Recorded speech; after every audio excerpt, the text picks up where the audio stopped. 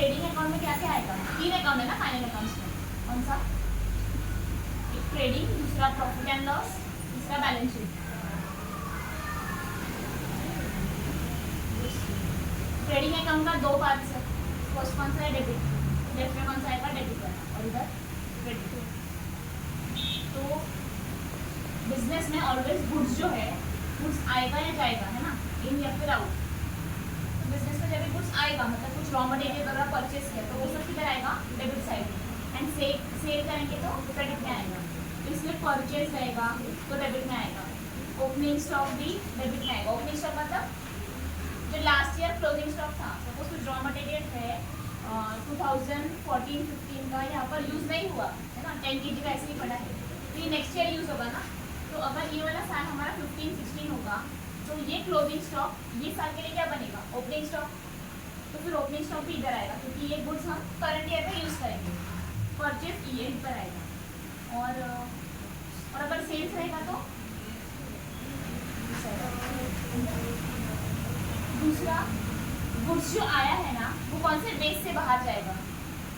मतलब raw material लिया, कुछ बनाया वगैरह, तो वो कौन से मोड से बिजनेस से बाहर जाएगा?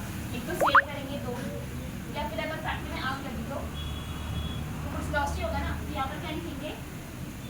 Goods lost by fire. तो इधर कौन सा आएगा? इन वाला। इन मतलब जब बिजनेस का गुड्स आया या फिर हमने परचेस किया। और ये कौन सा है सर? बिजनेस से गुड्स गया, तो वो सेल के फॉर्म में जा सकता है, या फिर फायर के फॉर्म में जाएगा, या फिर अगर चोरी हुआ तो भी जाएगा ना।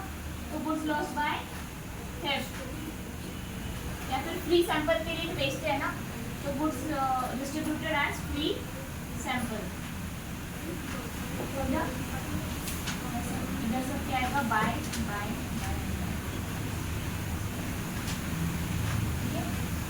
और क्लोजिंग स्टॉक कहाँ पर आएगा? इधर।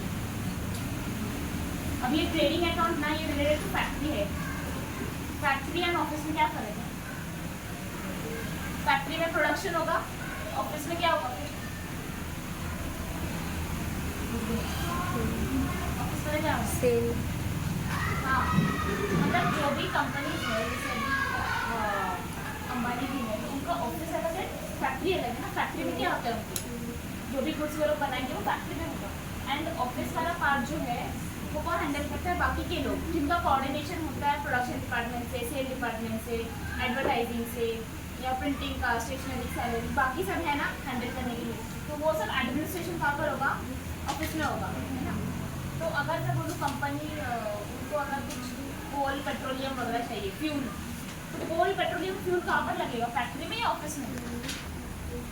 फैक्ट्री में ना। तो वो एक्सपेंस फैक्ट्री का है या ऑफिस का है? फैक्ट्री का है।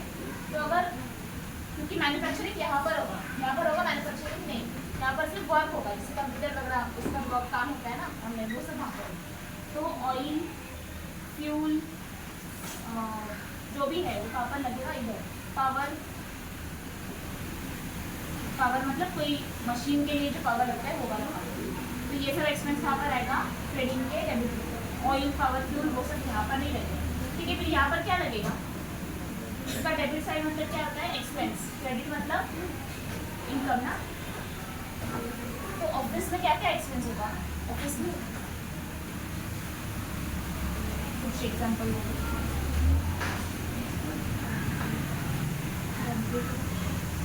हाँ, उसका क्या? जब ना एडवर्टाइजिंग करेगी तो मेरे को करना ना, तो एडवर्टाइजमेंट एक्सपेंस यहाँ पर आएगा। और सैलरी देना है तो सैलरी यहाँ पर आएगा, तो सैलरी देना पड़ेगा। प्रिंटिंग एंड स्टेशनरी भी होगा ना, तो वो यहाँ पर आएगा। जो वर्कर्स होते हैं ना यहाँ पर, उनको पेमेंट मिलता है, उसको क्या बोलते हैं? हाँ, तो वेजेस यहाँ पर आएगा, सैलरी यहाँ पर। कभी कभी वो लोग देते हैं वेजेस एंड सैलरी, तो वेजेस स्टार्टिंग है ना, तो वेजेस एंड सैलरी यहाँ पर आएगा। कभी कभी देते हैं सैलरी एंड वेजेस, तो सैलरी एंड वेजेस यहाँ पर आएगा।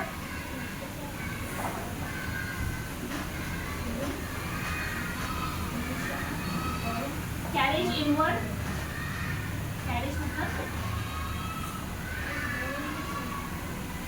कैरेज इनवर्ड यहाँ पर आएगा, कैरेज आउटवर्ड यहाँ पर। कैरेज इनवर्ड मतलब जो भी ट्रांसपोर्ट का कॉस्ट हुआ द परचेज या raw material to the factory, factory तक लाने के लिए जो एक्सपेंस होगा वो यहाँ पर आएगा। और सेल्स का रिलेटेड रहेगा तो वो यहाँ पर है, मतलब फैक्ट्री से जो भी कुछ बना वो लेके गए बेचने के लिए, वो वाला यहाँ पर आएगा। तो हमेशा इनवर्ड वाला इधर आता है, आउटवर्ड वाला इधर, कैरेज इनवर्ड यहाँ पर, कैरेज आउटवर्ड यहाँ पर। वैसे ही फ्रेट इनवर्ड, फ्रेट इनवर्ड यहाँ पर आएगा, फ्रेट आउटवर्ड इधर आएगा।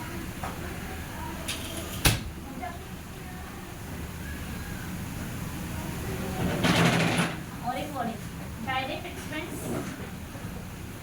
और इनडायरेक्ट एक्सपेंस।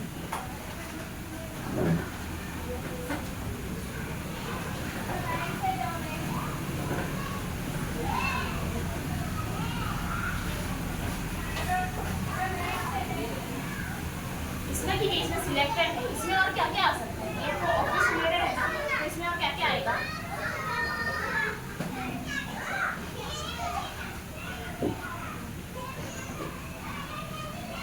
अगर ये ऑफिस रेंट पर होगा तो रेंट आएगा ना, रेंट, रेट, टैक्स है ना।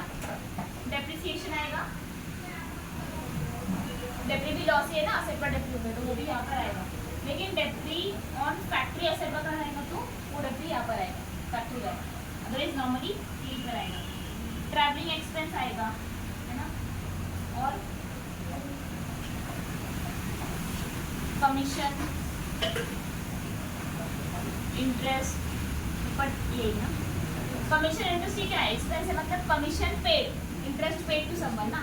अगर बिजनेसमैन को कमीशन मिला या इंटरेस्ट मिला तो कहाँ पर आएगा, ये साइड कौन सा है, एक्सपेंस वाला है ना, तो इनकम वाला ये है ना।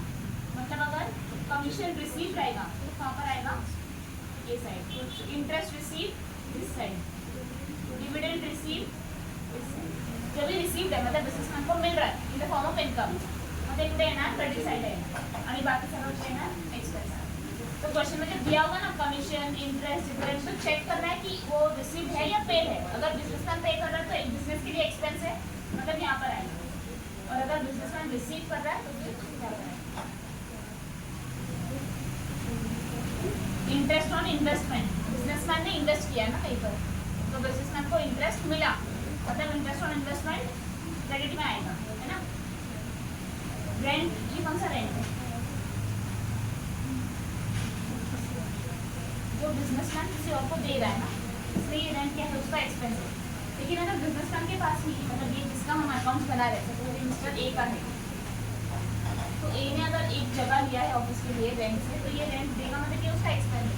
और इसके बाद अगर ये अलग से जगह है, ये किसी और को उसने रेंट पर दिया, तो इसको रेंट मिलेगा ना, तो ये वाला रेंट कहाँ पर आएगा, इधर आएगा ना।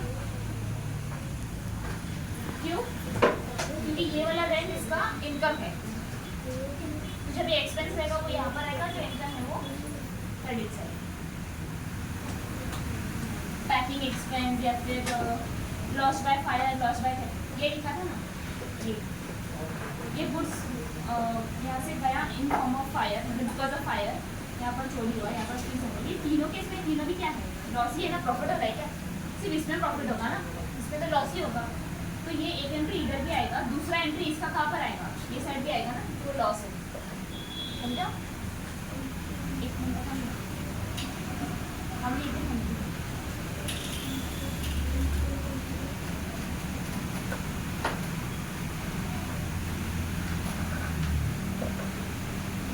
इंश्योरेंस क्या है, एक्सपेंस है ना, तो वो भी यहाँ पर आएगा इंश्योरेंस। बैंक चार्जेस,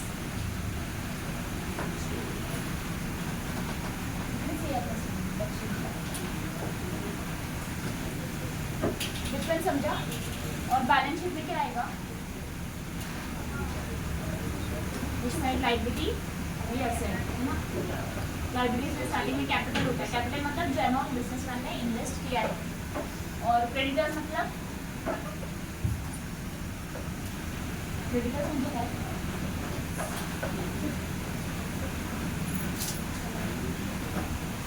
मतलब अगर बिजनेसमैन ने, ये कौन है, मिस्टर ए ना, मिस्टर ए ने किसी और से पैसा लिया है, 50,000 सपोज इसको चाहिए था, पैसा लिया ना, तो इसमें इसके लिए वो क्या हुआ, फॉर्म ऑफ लोन, लोन ही हुआ ना इसके लिए, ये इधर आएगा क्रेडिटर। और अगर मिस्टर ए ने किसी और को पैसा दिया तो फिर पेपर्स,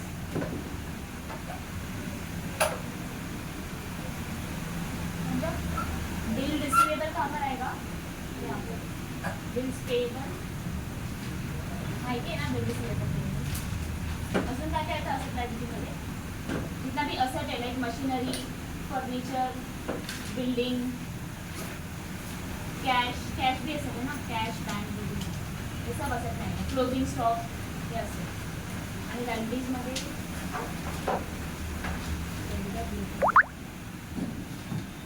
बैंक लोन,